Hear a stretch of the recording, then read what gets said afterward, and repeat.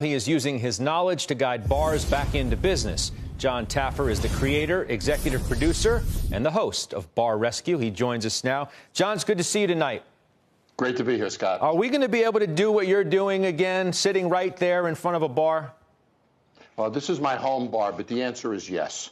You know, first of all, I think medically we'll catch up to the situation. But there's changes that we need to make, certainly. Spacing is the key one, but it's more than that. Let's think about this for a moment. How does a bartender serve a drink to someone? Well, we have to use disposable glassware. So that creates a cost and a different procedure. Let's say, Scott, you finish your drink. I can't pick up the glass and throw it away. Then I have to change my gloves or wash my hands. So touching any vessel that goes in back and forth between the customer and a bartender or the server becomes a major issue. I can hold a receptacle.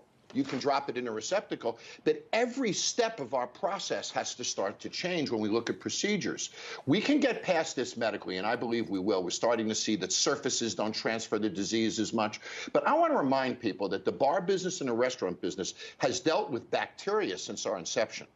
So we know how to clean surfaces. We know that we're supposed to wash our hands. We know the right chemicals to use and processes to use. So with some shifts in basic sanitation procedures within our restaurants, mats, PPEs and such, I think as an industry, we're equipped to do this well.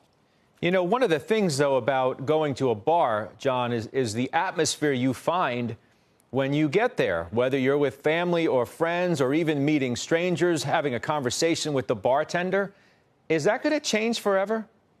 Sure it will. I mean, a lot of the bars you would go to, Scott, is because they're relevant. They're packed. There's an energy level to them. When you go to an empty bar, you don't feel very relevant. So that's not the kind of environment you would go to. But there's a relativity here. There's no competitive bar that's going to have that energy level either.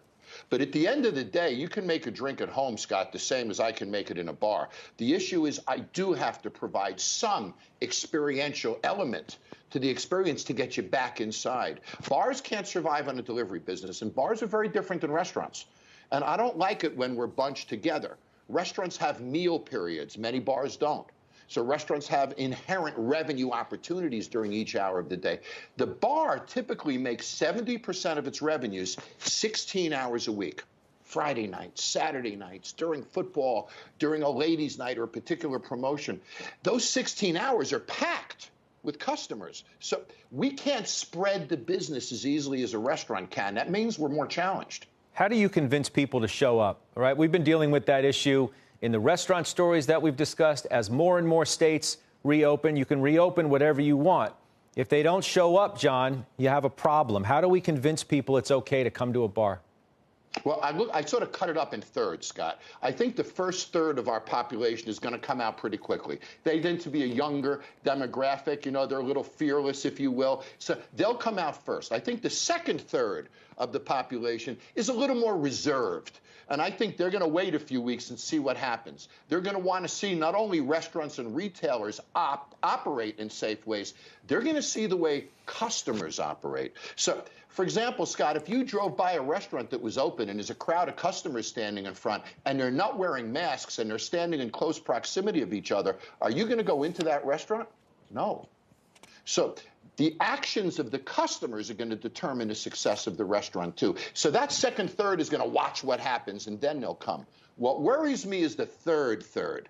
That's what I call the certain third. They're not coming out until there's a vaccine or they're certain that they're safe. But that tends to be an older demo, a more affluent demo. So that challenges luxury dining. That challenges all sorts of luxury and upscale products. So there's a demographic angle to this, too. We appreciate your time, as always.